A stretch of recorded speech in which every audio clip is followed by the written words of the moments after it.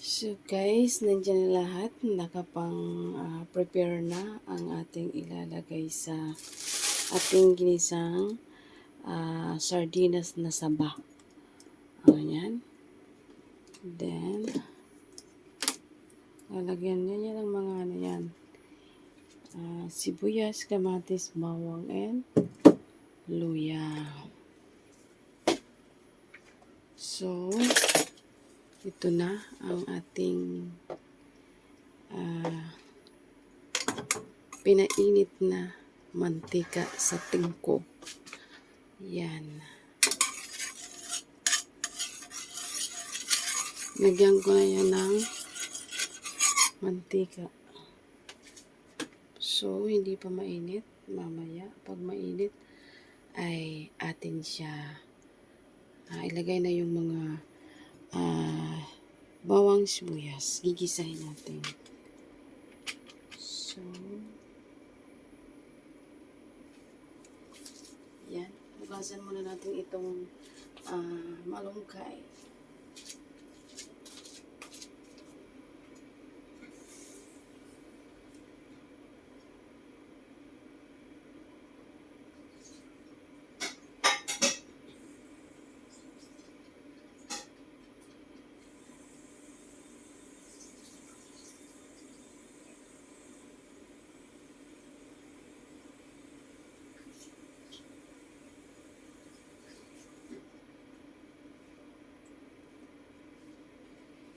Parang ang hirap hugasan ng malunggay.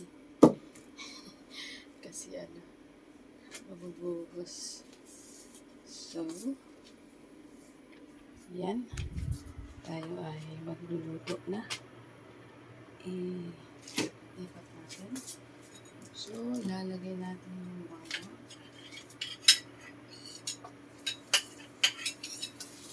Then, sibuyas.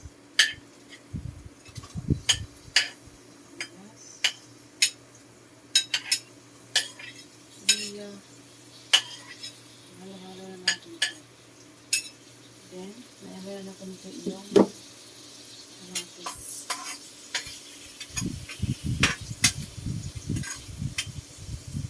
Ito lang yung pagluto guys. Simple na pagluto.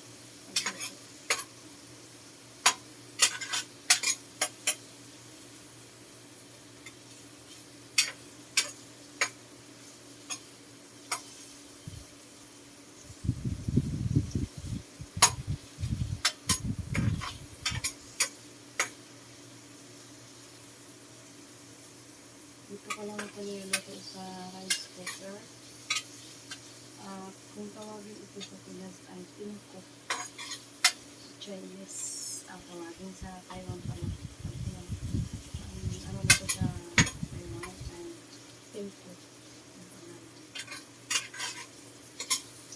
Ng rice cooker. At saka ito guys ay double purpose. Pwede ka rito magluto. Ilagay mo dito. Lalagay mo lang dito. Ilagay mo dyan. Then, lagyan mo siya ng tubig. Before mo ilagay mo sa na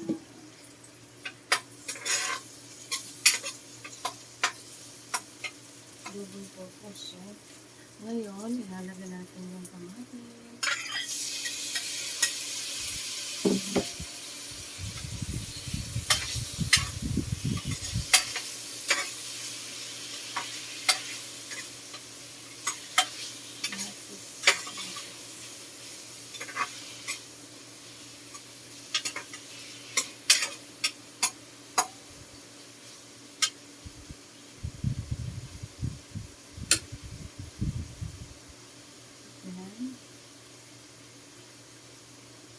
Ito guys yung sardinas.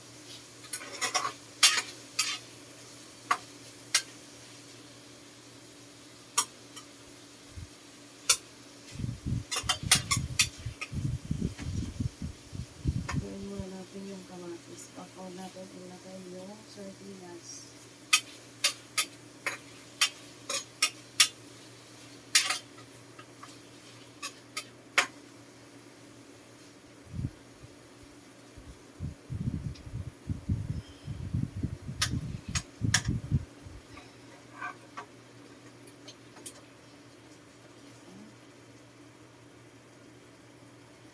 Tapos mamaya, lagyan natin ito ng tubig.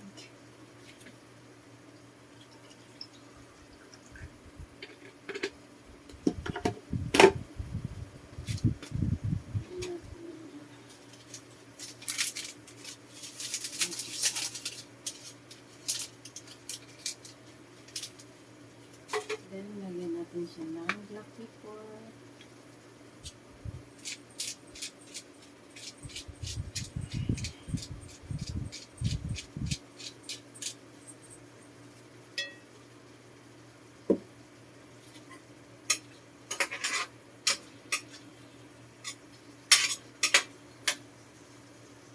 Kunting asin.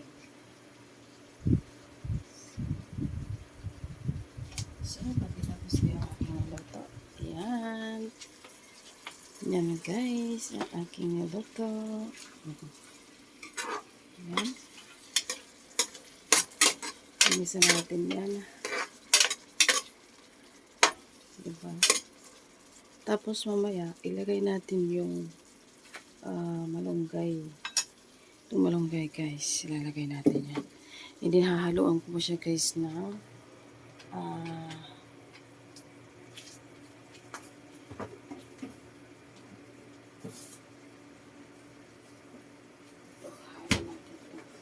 kasi ano na nga siya. Ito, pinahalo natin. Malunggay and then ito. Tapos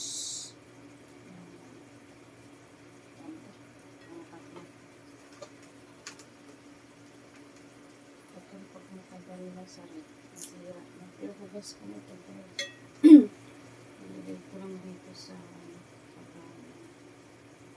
So dahil nag-ano na siya, ito, ay bagay na rin guys. Nandagay natin.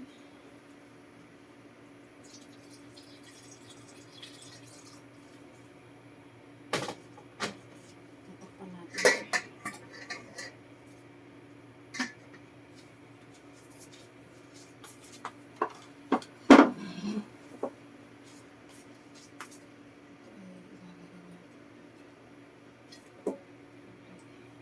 Sayang kasi.